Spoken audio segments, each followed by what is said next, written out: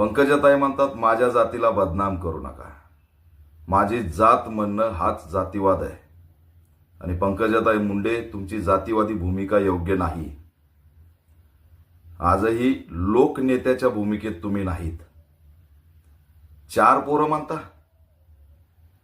10-12 लोकांनी कट करून संतोष देशमुखला मारलं आणि तुम्ही त्याला 4 पोरं म्हणता.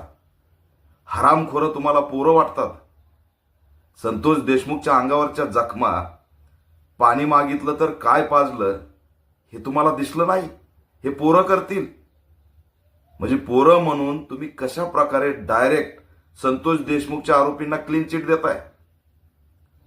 अतिशय निंदनीय विधान आहे. ह्याची माफी मागितली पाहिजे. कधीतरी 1500 पानाची चार्जशीट मागून ती जरा बघा काय काय केलंय संतोष देशमुख सोबत.